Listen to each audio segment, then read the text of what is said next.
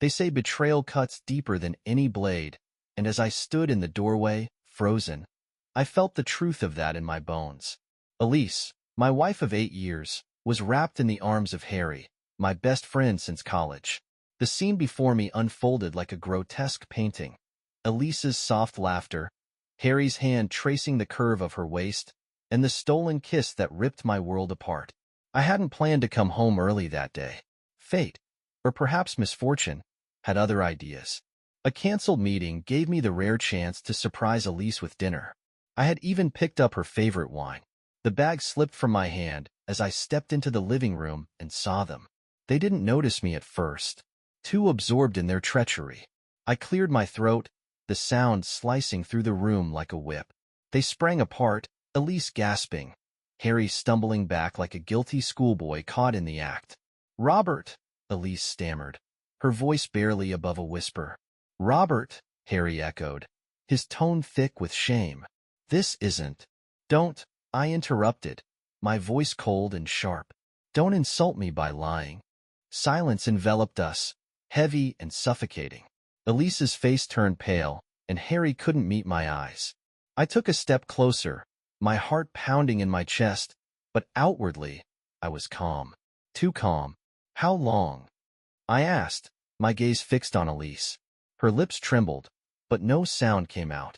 I turned to Harry. "How long, Harry?" "6 months," he admitted, his voice barely audible. "We didn't mean for it to happen, Rob." I laughed bitterly. "Didn't mean for it to happen? What? You tripped and fell into my wife's arms. Is that your excuse?" Elise finally found her voice. "Robert, please. We didn't want to hurt you." I stared at her, incredulous. "Didn't want to hurt me? Elise, you didn't just hurt me. You destroyed everything we built, everything I thought we were." Her eyes welled up with tears, but I felt no pity. I had been loyal, faithful. I had given her everything, and this was my reward. My gaze shifted back to Harry. "And you, my best friend, my brother. How could you?" Harry swallowed hard, his face a mask of regret. "It just happened. We didn't plan it." "That's the problem with people like you," I said, my voice low but laced with venom. "You never plan anything. You just take whatever you want, without thinking about the damage you leave behind." Elise stepped forward, reaching for my hand, but I pulled away. "Robert, I love him," she said, her voice trembling. The words hit me like a freight train.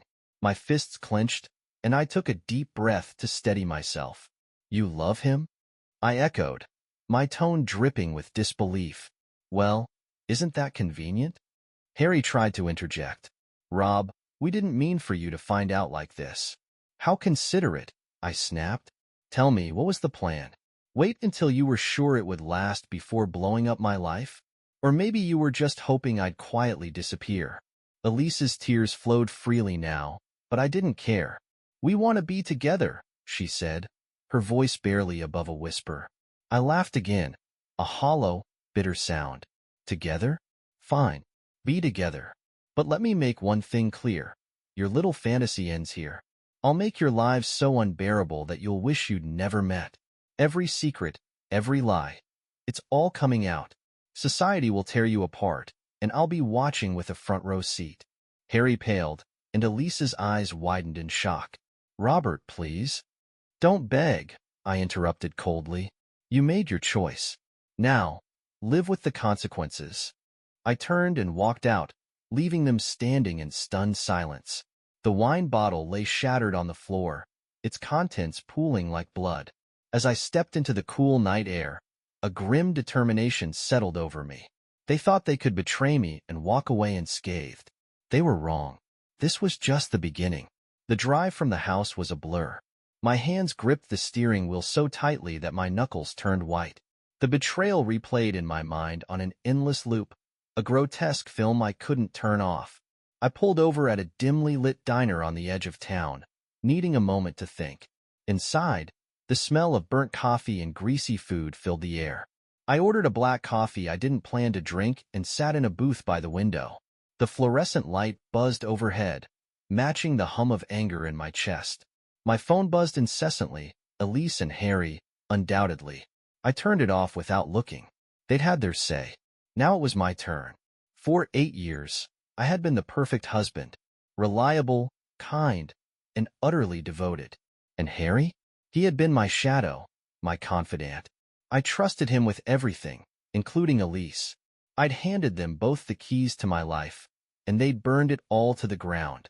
But they underestimated me. They thought I'd crumble, that I'd walk away with my tail between my legs. They didn't know what I was capable of. I pulled out my notebook, a habit I'd kept from my college days, and started jotting down ideas. Not just random thoughts, but a plan. A meticulous, calculated plan to dismantle their lives piece by piece. They wanted to be together? Fine. But I'd make sure their happily ever after was a living nightmare. The first step was to gather ammunition.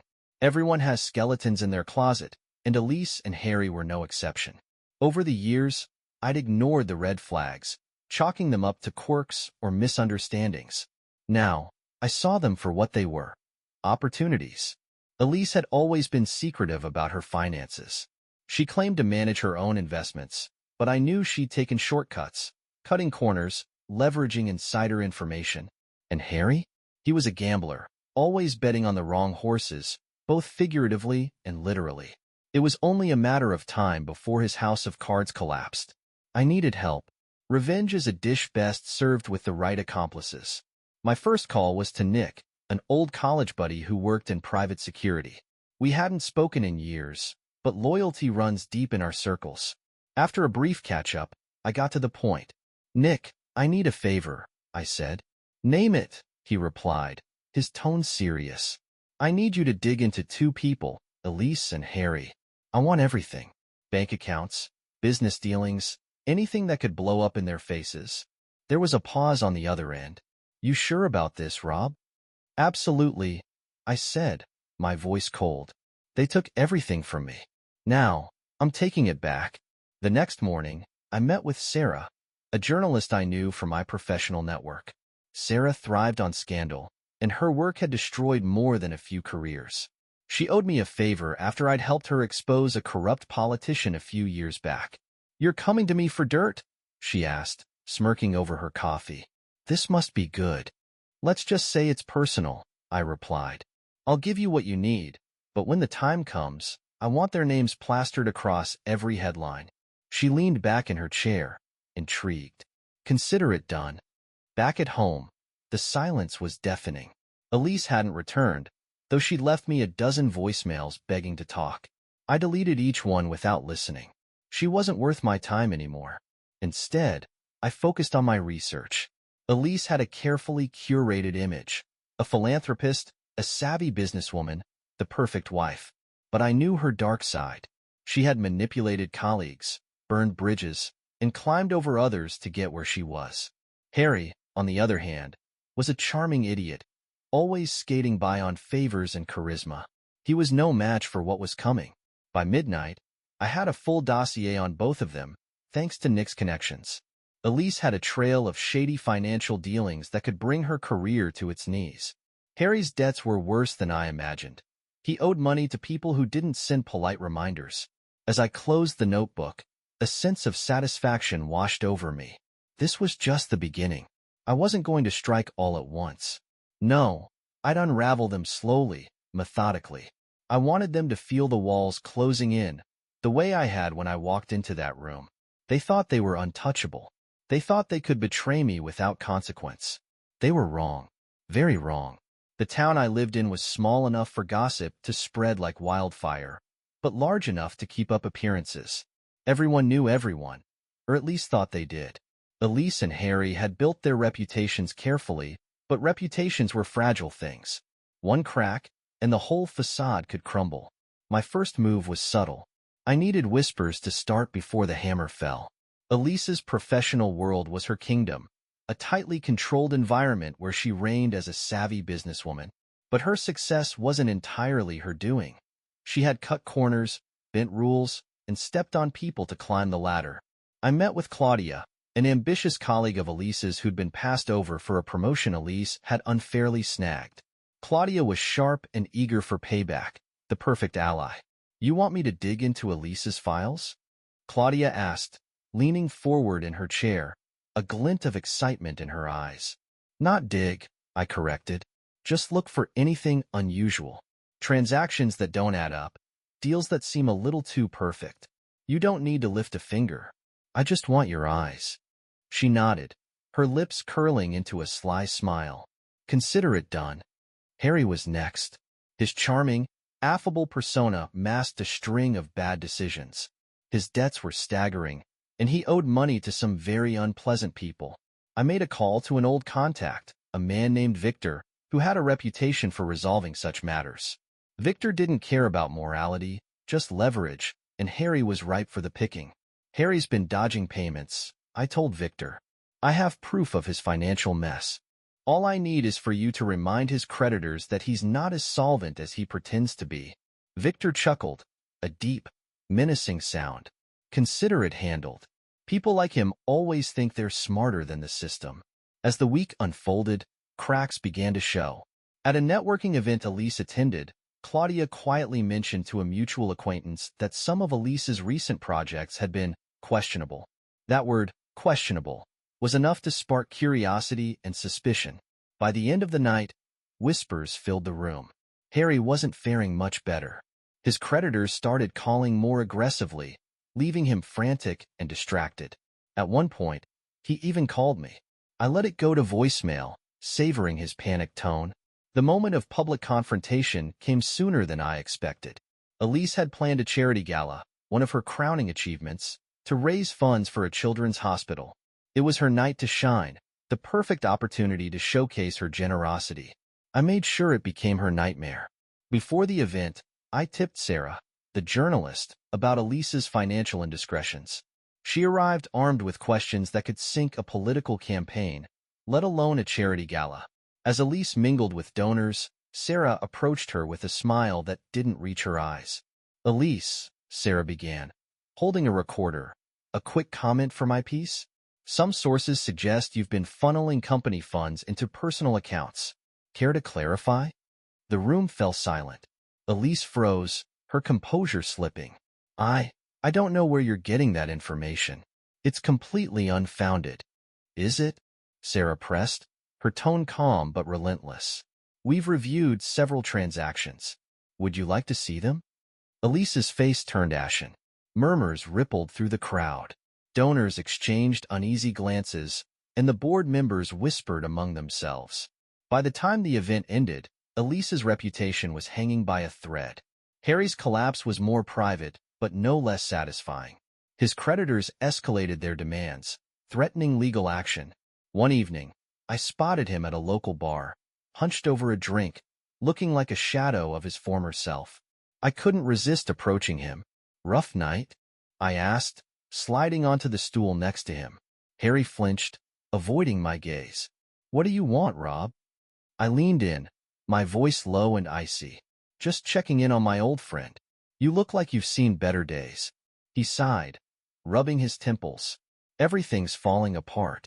My job, my finances. Elise is barely speaking to me. Oh, I'm sure you'll figure it out, I said with mock sympathy. You've always been resourceful, haven't you? Harry looked up then, his eyes bloodshot and desperate. Why are you doing this? I smiled, cold and unyielding. Doing what? This is just life, Harry. Actions have consequences. Maybe you should have thought about that before you decided to destroy mine. I left him there, staring into his drink, the weight of his choices pressing down on him. This was just the beginning. The walls were closing in, and they both knew it. Their love story, built on lies and betrayal, was unraveling, and I was the one pulling the strings. This wasn't revenge. This was justice. The cracks I'd opened in their lives were spreading, deepening. Elise and Harry were starting to feel the weight of their choices, but I wasn't done yet. Destroying their reputations and their social circle was one thing. Now, it was time to hit them where it would hurt the most. Their careers. Elise's professional life had always been her pride and joy. She was the polished, unstoppable businesswoman who climbed every rung of the corporate ladder. But those rungs were slippery, and I knew just where to push. Claudia, my inside ally, had been working overtime. She handed me a folder one evening, her expression smug. "This is everything you need," she said. "Elise's accounts, discrepancies in her reports, and proof of insider trading. She's been sloppy." I flipped through the documents, my lips curling into a grim smile. "Good work, Claudia. Consider this your promotion." Claudia laughed. "I don't need your thanks. Just make sure she gets what she deserves." I didn't waste time. With the evidence in hand, I reached out to Elise's company's board of directors anonymously. A packet was delivered to their offices the next morning, detailing Elise's financial manipulations and backdoor deals. I made sure to include a subtle warning. This information had already been shared with a journalist. Harry's downfall required a different approach. His career wasn't built on talent or hard work, but on charm and connections. Those connections were already fraying thanks to his financial problems, but I wanted to finish the job. I paid a visit to Harry's boss, Mr. Langston, under the pretense of discussing a business matter. Langston was a no-nonsense man who valued loyalty and professionalism, qualities Harry lacked. "I'm here as a concerned friend," I began, handing Langston a folder. Inside were records of Harry's gambling debts, questionable expense reports, and even a few photos of him meeting with less-than reputable individuals. Langston frowned as he skimmed the documents. "This is serious." "It is," I agreed. "And as much as it pains me to bring this to your attention, I thought you should know before it becomes public knowledge. Harry's a risk to your company, Mr. Langston. I wouldn't want to see his mistakes reflect poorly on your leadership." Langston nodded grimly. "Thank you for bringing this to me, Robert. We'll handle it." By the end of the week, Harry was fired. The news spread quickly, and the humiliation was palpable. Mutual friends whispered about his fall from grace, and even those who tried to stay neutral began to distance themselves. Elise's professional ruin was more spectacular. The board called an emergency meeting to address the allegations. Elise arrived confident, but the mood in the room quickly shifted as they presented the evidence. "This is absurd," she protested, her voice trembling. "I've done nothing wrong."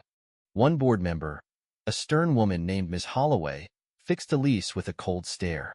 "The evidence suggests otherwise. Insider trading is a serious offense, Elise. We have no choice but to launch a full investigation." By the end of the meeting, Elise was suspended pending further review. The press caught wind of the scandal, thanks to Sarah, and the headlines the next day were brutal. "Respected businesswoman caught in financial scandal." I heard about it all secondhand, of course. Elise didn't dare call me anymore, and Harry had retreated into silence. But the fallout was visible everywhere. Their once perfect social media profiles were now a battleground of accusatory comments.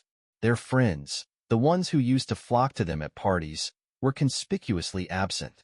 The icing on the cake came a few days later when Sarah published a follow-up article. It didn't just highlight Elise's financial misdeeds. It also hinted at her affair with Harry, citing sources close to the couple. While I hadn't explicitly told Sarah about their betrayal, I dropped enough hints to ensure it became public knowledge. One evening, I received an unexpected visitor, Elise.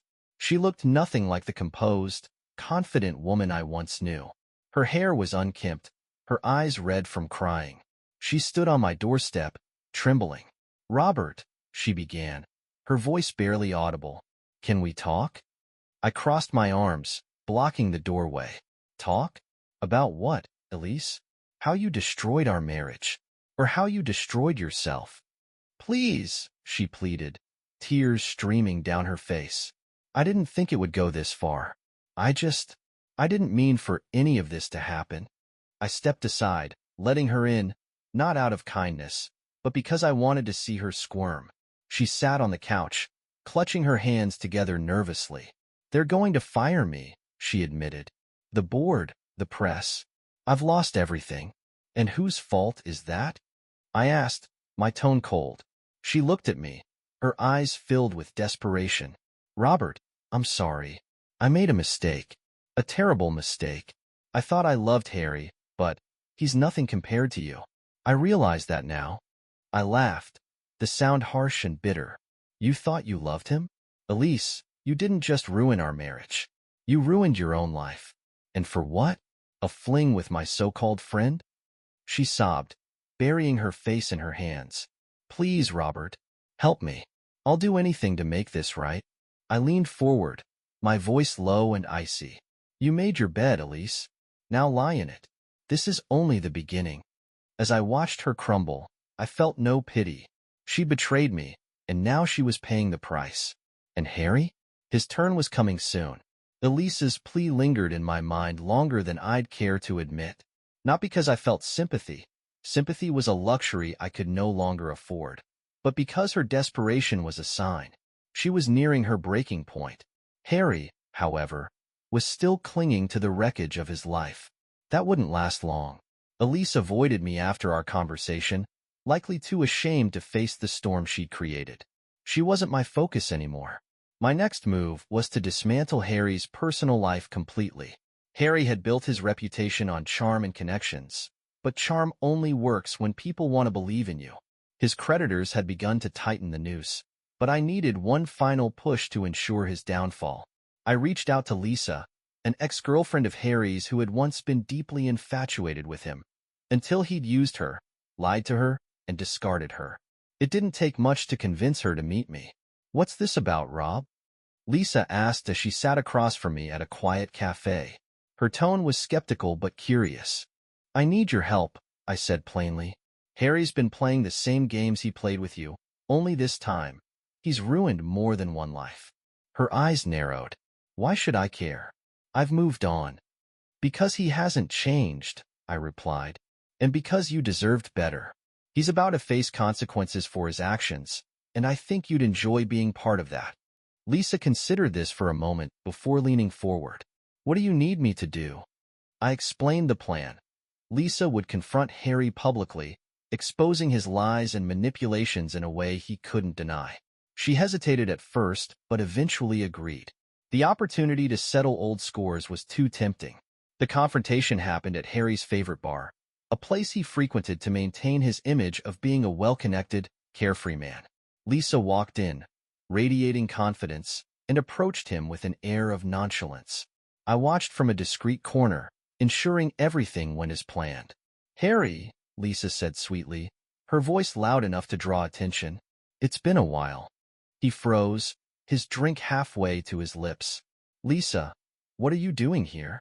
Oh, just catching up, she replied, her smile sharp. Tell me, are you still lying to everyone about who you really are? Still making promises you can't keep? Conversations around them quieted as people began to listen. Harry's face turned red, and he stammered, I don't know what you're talking about. Don't you? Lisa said, her voice rising.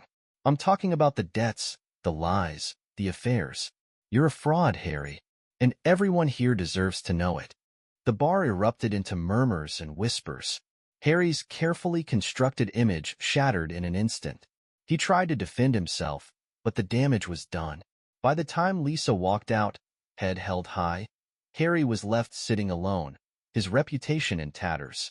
While Harry's public humiliation unfolded, Elise's life continued to spiral. Her suspension turned into a formal termination after the board's investigation confirmed the allegations. She lost her position, her salary, and her standing in the business world. The final blow came when her name was removed from the charity gala's list of sponsors. It was a symbolic but devastating move, signaling her complete fall from grace. Sarah's articles had ensured that Elise's story was now a cautionary tale. Elise and Harry began turning on each other, their once passionate relationship unraveling under the weight of their shared misery. I overheard fragments of their arguments through mutual acquaintances, accusations, blame, and bitterness replacing whatever fleeting affection had existed between them. One evening, Harry called me. I didn't answer at first, but curiosity got the better of me. I wanted to hear his desperation firsthand. Rob, he said when I finally picked up, his voice hoarse, we need to talk. Talk? I said, feigning surprise. About what? Haven't you said enough? Look, I know you're angry, he began, his tone pleading. But all of this, it's too much. I've lost everything. And whose fault is that? I asked coldly. I made a mistake, Harry admitted. I know that now. But Elise, she's not worth it. She's turned on me, Rob. I thought we had something, but it was a lie. I chuckled. the sound devoid of humor. You're just realizing that now? You betrayed me for someone who's just as selfish and deceitful as you are. You deserve each other. Please, he said, his voice cracking. You've made your point. Just stop. Stop? I repeated, my voice icy. You think this is about making a point? This is about justice, Harry. You and Elise destroyed my life. Now, I'm simply returning the favor. I hung up before he could respond. His words had confirmed what I already knew. They were crumbling, and I wasn't done yet. Their suffering wasn't a punishment. It was the natural consequence of their own betrayal. They'd sown the seeds of their downfall, and I was just harvesting the crop. I hadn't seen Elise in weeks, not since she came to my door begging for help. She hadn't dared show her face again, likely because the humiliation was too much. Harry had disappeared into the shadows, retreating from the life he once flaunted. But I knew it was only a matter of time before Elise would break completely, and she did. It was a rainy evening when she showed up again, drenched from head to toe. Her mascara streaked down her face, and her once pristine designer coat clung to her shivering frame. I didn't feel pity. Not yet. I opened the door and leaned against the frame. "Robert, please," she whispered, her voice barely audible over the rain. "What do you want, Elise?" I asked, my tone flat. "Haven't you lost enough?" Her lip quivered, and tears welled in her eyes. "I need to talk to you." I stepped aside reluctantly, letting her in. She stood in the hallway, dripping water onto the hardwood floor, looking like a ghost of the woman she used to be. "Sit," I said, gesturing to the couch. She obeyed, wringing her hands nervously. "Elise," I began, crossing my arms. "What could you possibly have to say to me now?" She looked up at me, her eyes wide with desperation.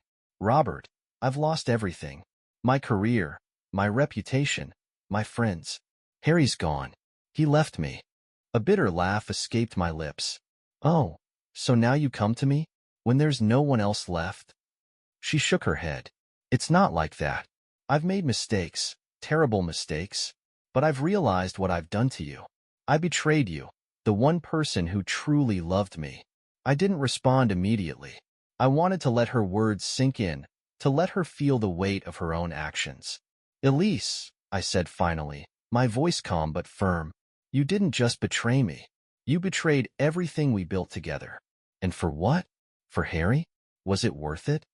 She broke down, sobbing uncontrollably. "I thought it was love. I don't even know what I thought anymore. It was a mistake. I see that now.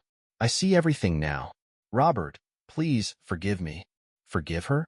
The word hung in the air, heavy and oppressive. I stared at her, a mixture of anger and cold satisfaction bubbling beneath the surface. Forgiveness wasn't something she deserved, and I wasn't about to hand it to her. "Forgiveness?" I repeated, my tone sharp. "You want me to forgive you after you ripped my heart out and threw it away like it was nothing?" "I'm sorry," she whispered, tears streaming down her face. "I'll do anything to make it right." "You can't make it right," I said firmly.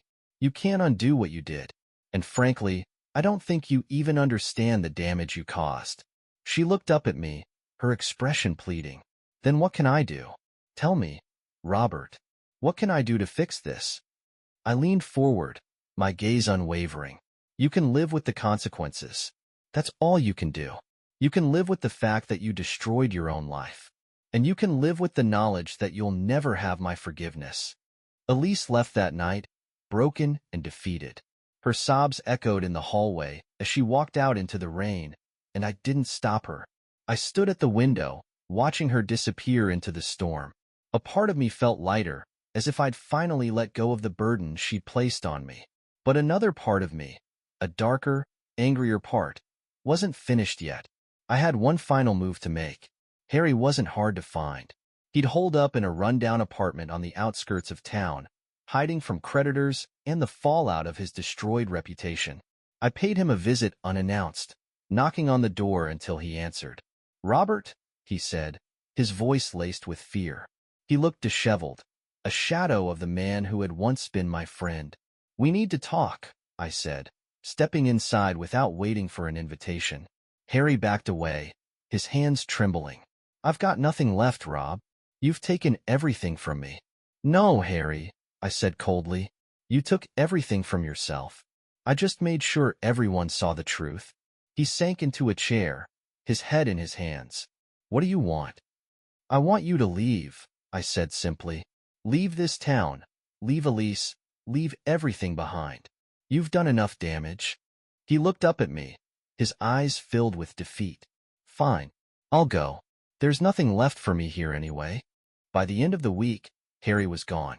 He left town quietly, with no fanfare and no goodbyes. Elise, too, faded into obscurity, her once shining reputation reduced to whispers and pity. I stood victorious, but it wasn't about winning. It was about justice, about reclaiming the life they had tried to steal from me. And as I watched the pieces of their lives crumble into nothing, I felt a cold satisfaction that was almost liberating.